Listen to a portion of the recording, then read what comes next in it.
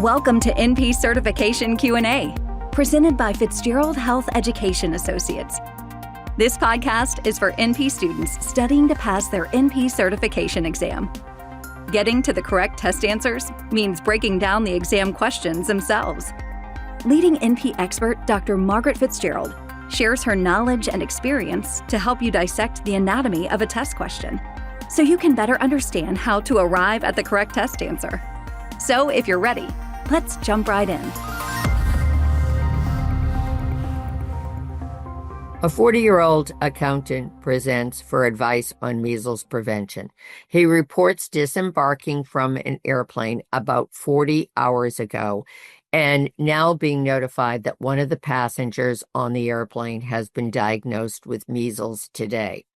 The patient denies any chronic health problems and states he received, quote, all the shots I should have had, close quote, when he was a child. However, he is unable to produce documentation of childhood vaccinations. Which of the following represents the most appropriate action? A, this is an example of a low-risk rubeola exposure without need for specific prophylactic action. B, obtain rubeola IgG titers and provide appropriate prophylaxis based on the results. C, administer a single dose of MMR vaccine now with advice to contact the practice if there are any concerning signs and symptoms. D, order a dose of immunoglobulin and arrange for MMR vaccine uptake. The correct answer is C, administer a single dose of MMR vaccine now with advice to contact the practice if there are concerning signs and symptoms. Where should you start? First, consider what kind of a question this is. Given that we're being asked to take action, this is a planned question. A bit of background information. Measles is, of course, a vaccine-preventable disease. This is caused by the rubeola virus and is one of the most contagious diseases ever reported. It is 2 to 4 times more contagious than COVID-19, at least 2 to 4 times more contagious than influenza. The list goes on and on. The number of measles cases has grown recently, typically with the virus arriving in the USA, carried by a person who's not immune to measles, has traveled abroad, and then imports the virus. Most cases of measles occur in children and younger adults who have not been immunized with MMR, the measles, mumps, and rubella vaccine. Of course, no vaccines are perfect. No vaccines provide 100% protection against anything. Therefore, some cases will occur in people who have received 2 MMRs at the appropriate intervals. And we've got this patient saying to you, I got all the shots I should have when I was a kid. There's a high likelihood he probably has had 2 MMRs, but we can't assume that because he doesn't have his vaccine record. So 2 doses of MMR vaccine are 97% effective at preventing measles, and 1 dose is 93% effective. I've been in practice long enough that I remember for years we only gave 1 dose of MMR vaccine. Why did we add that second dose? It was to fill in that gap and push measles protection from 93% with a single dose to 97% with the second dose.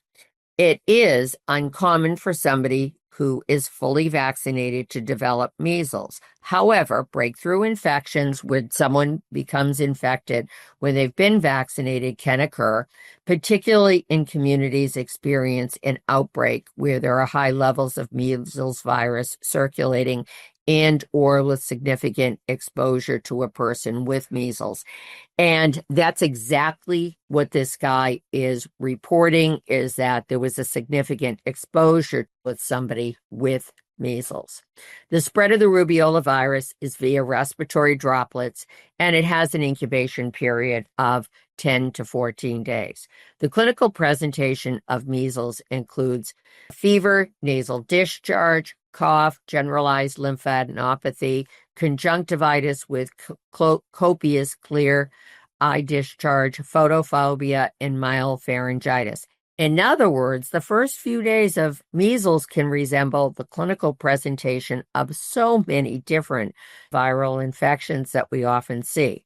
At the same time, people with measles, particularly kids, usually look and act sicker in that pre-rash stage than a person with, like, let's say, a rhinovirus or an adenovirus URI. A maculopapular rash develops 3 to 4 days after the onset of the, let's put it this way, the standard URI/viral syndrome presentation. And the rash often coalesces to a generalized erythema. There's also an expression that's used, absolutely a colloquial term, there's no ICD-10 code on this one, where the person with measles appears to stare off into space during the clinical exam. This is often referred to as the 100-mile stare, because the person, it's not that the person is obtunded, they are just so sick that they really cannot interact as a person who has a cold might be interacting and saying, yeah, the person with the cold is like, yeah, I just feel rotten and I've got this sore throat, my nose is running, and they're giving you chapter and verse on what's going on. And the person, including even toddlers with measles, are so sick that they're just kind of sitting there staring off into space. The duration of measles is usually around 10 to 14 days and much longer with measles complications. And 1 in 4 individuals with measles will get a significant complication. And the 2 most common will be measles pneumonia and measles encephalitis. And in fact, the most common cause of death with this disease is pneumonia, and it is usually a pneumonia caused by the rubeola virus. Intervention in measles is largely supportive, includes management of complications as well as vitamin A supplementation. This is a reportable disease to your regional or public health department, who can provide great guidance on testing to help confirm the diagnosis. With this as background information, let's take another look at the question and determine next steps. A 40-year-old accountant presents for advice on measles prevention. He reports disembarking from an airplane about 40 hours ago and now being notified that one of the passengers on the plane has been diagnosed with measles today. He denies any chronic health problems, state he received, quote, all the shots I should have, close quote, when he was a child, and is unable to produce documentation of childhood vaccinations. Which of the following represents the most appropriate action? A, this is an example of a low-risk rubeola exposure without need for any specific prophylactic action. Well, this is, of course, incorrect. Once you just lay it down in your memory bank that measles is one of the most contagious diseases around, this makes sense. Indeed, there have been numerous reports of measles transmission among passengers in airplanes. Think of it. What's an airplane? It's an aluminum tube where everyone is in the same airspace for a fairly protracted period of time. I appreciate that the air is filtered and all that good mitigation going on, but you're still in the same airspace for a protracted period of time. And indeed, this is one of the reasons why this particular patient has had the exposure reported to him, likely by the airline in conjunction with his local and or regional public health department. And they're reporting it so that he can do something about mitigating his risk of coming down with measles. B, obtain a rubeola IgG titer and provide appropriate prophylaxis based on results.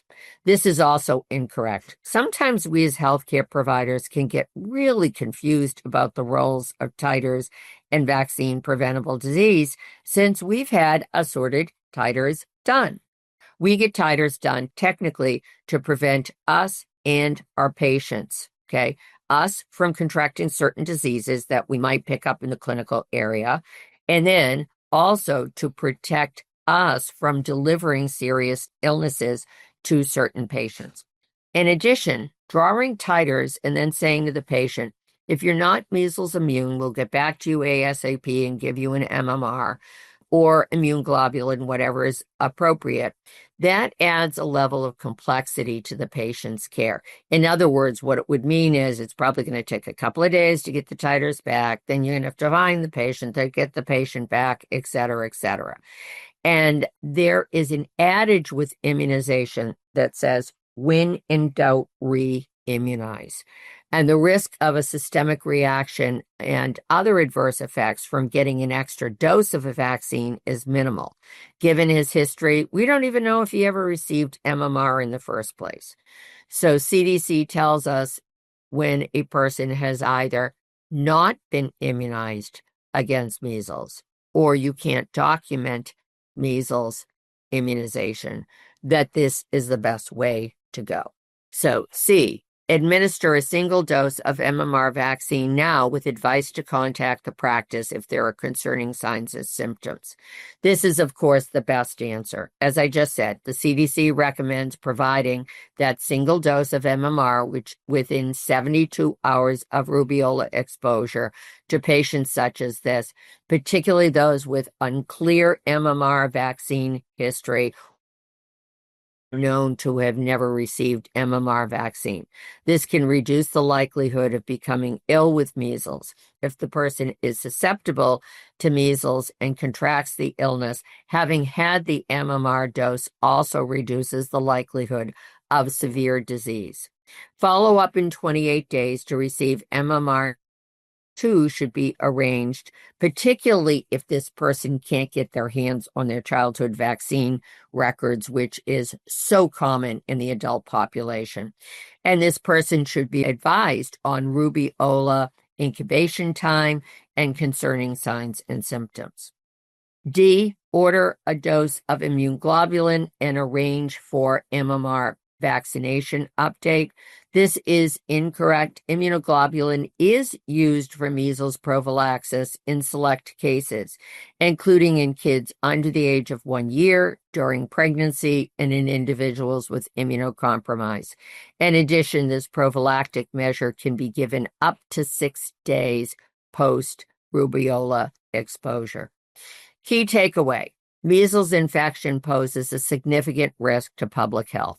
The best way to prevent this potentially deadly disease is through immunization with MMR. As well, to be aware of post-exposure prophylaxis is incredibly important as a public and community health measure. Thank you for listening to NP Certification Q&A, presented by Fitzgerald Health Education Associates. Please rate, review, and subscribe to this podcast. And for more NP resources, visit FHEA.com.